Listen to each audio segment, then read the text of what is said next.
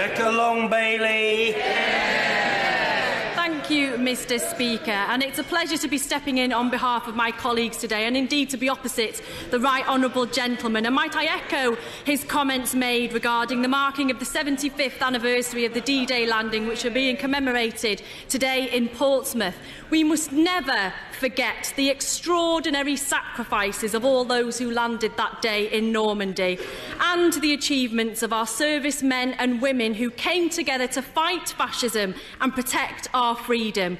I'd also like to wish an Eid al-Fitr to all of our Muslim friends right across the United Kingdom, and I also want to express solidarity to all women fighting pension injustice in court and outside Parliament today. I'd also like to congratulate both English teams who competed in the Champions League final on Saturday. And as a Man United fan, it pains me to congratulate Liverpool on their victory. Although fair play, fans did rename Margaret Thatcher Square in Madrid Jeremy Corbyn Square. And I reckon that deserves brownie points even from a Man United fan. Mr. Speaker, yesterday the Prime Minister had to repeat to President Trump a journalist's question about whether the NHS is on the table as part of a US trade deal. Given the Prime Minister was silent on the matter, perhaps the right honourable gentleman could clarify the government's position. Will the Tory party give US companies access to the NHS, yes or no? Well, can I first of all welcome the Honourable Lady to these new responsibilities for her, and to agree with the comments she made both about D-Day and about the success of English football teams in the recent 2 European Championships, and also to wish well to both the English and Scottish women's 11 for their forthcoming matches. I welcome the Honourable Lady. I feel slightly sorry for the Right Honourable Lady, the member for Islington South, who I'm used to jousting with, who seems to have been dispatched to internal exile somewhere else along the front bench. And, you know, it's perhaps it's just the Honourable Lady perhaps needs to watch out, because I think there's a lesson there that anybody who at the dispatch box outshines the dear leader risks being airbrushed out of the Politburo history at the earliest opportunity.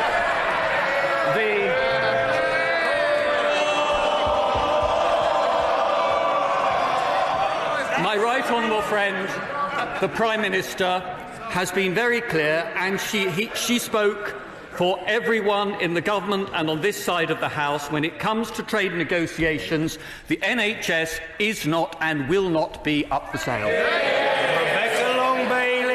He's full of the banter today, Mr. Speaker. Well, the President certainly seemed to think the NHS was on the table yesterday. So does the Trade Secretary. But who knows who speaks for the government at the moment? And the Prime Minister did nothing to allay concerns yesterday.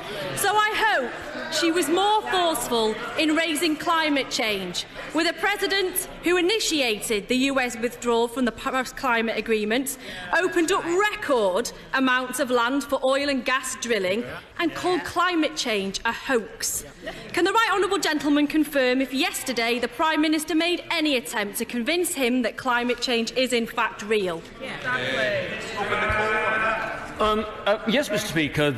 My right friend, the Prime Minister, did raise climate change with the President yesterday, and she made clear at their joint press conference yesterday afternoon that that is what she had done.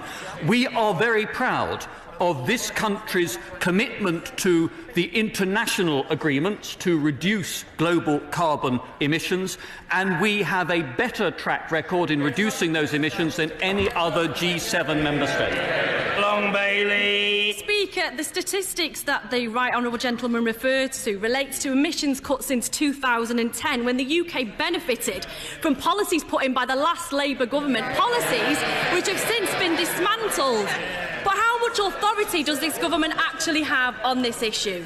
3 current Cabinet Ministers have denied the scientific consensus on climate change, and several of those standing in the Tory leadership contest have close links with organisations and individuals promoting climate denial.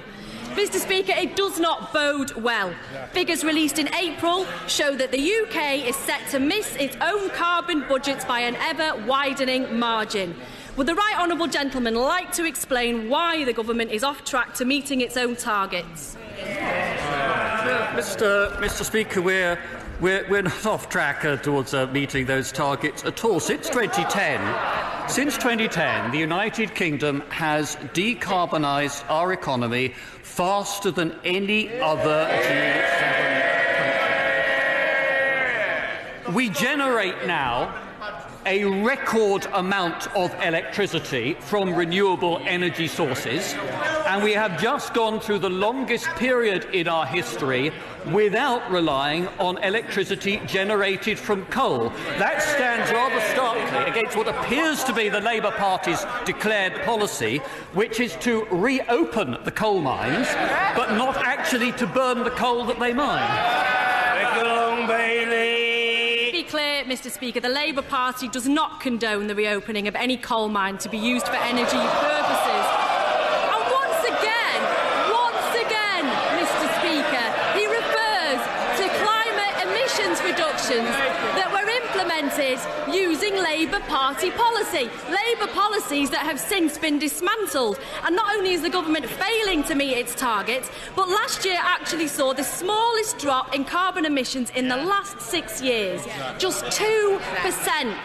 At that rate, it would take until the end of the century to reach net zero emissions. And Mr. Speaker, just yesterday, the Financial Times reported that the government is accused of trying to fiddle its emissions figures, ignoring its official advisers. So let me ask the right honourable gentleman a simple policy question. The Labour Party has committed to banning fracking. Will the government ban fracking and allow new onshore wind in England, yes or no? What the government is committed to is to reducing emissions in line with both our domestic and global targets. And we have not just met, but we have outperformed our first and second carbon budgets, and we are on track towards meeting the third. There is going to be a need for some time into the future to use gas as a transitional fuel, but that is much less polluting than other forms of hydrocarbon-based energy, and it therefore is a good source during the transition period while we make ready to move to a completely decarbonised economy. Rebecca Long-Bailey. Well, this is absolutely staggering. The government promotes fracking, backed by only 12% of the public, effectively blocks onshore wind, backed by 79% of the public. New solar is down 94%. Home insulation is down 98%. Mr. Speaker, Parliament declared a climate emergency. Yet there is no evidence this government takes this seriously. We need a green industrial revolution to tackle climate change. And alone, Swansea's tidal lagoon would have required 100,000 tonnes of steel, mainly from Port Talbot, but the government refused to back it. Can the right honourable gentleman tell us what the government has actually done since signing the Steel Charter to support our steel industry? Mr. Speaker, if one looks at what is actually happening in the real world, rather than the ideological tracts which the honourable lady appears to spend her time reading, you will see, Mr. Speaker, that there are about 400,000 jobs already in low-carbon businesses and their supply chains throughout the United Kingdom, and scope for much more low-carbon growth to support up to 2 million jobs in the future. We now have received advice from the Independent Climate Change Committee about how to time and to legislate for our transition to a completely decarbonised economy, and we will be bringing forward our decisions later this year as to how and when we will be taking that action. Long Bailey. Well, the Independent Climate Change Committee has repeatedly criticised the government's approach to decarbonising our economy. But I know in the Right Honourable Gentleman's response there was not a single word on what support the government will provide the steel industry. And people from Redcar to Scunthorpe know that his empty rhetoric will not solve their catastrophe. Mr. Speaker, climate change is an existential threat. To safeguard our future, we will need to mobilise all of our resources, just like we did when we rebuilt Britain after the Second World War. If we took the challenge seriously, we could create hundreds of thousands of jobs in low-carbon industries, reverse decades of decline in our deindustrialised areas and lead the world in renewable technologies. But the government is letting us down. They have recklessly run the clock down on Brexit.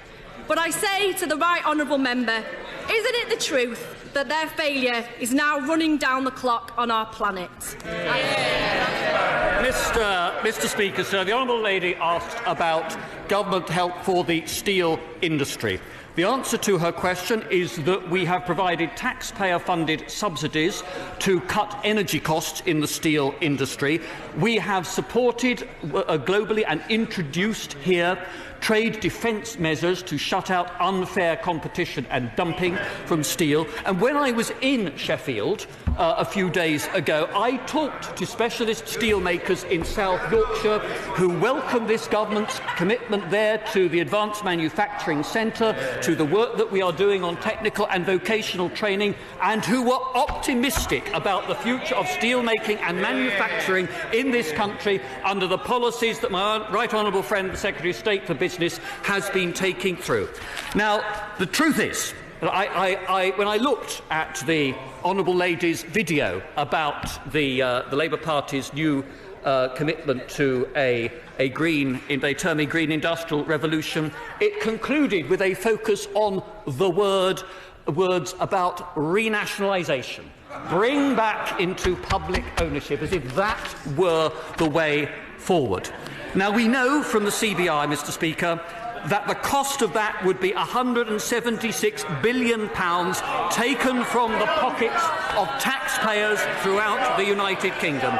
That money could be used to build 3 million new homes. Those Labour policies would put at risk the finances of decent working families in every part of this country. Marcus Fish.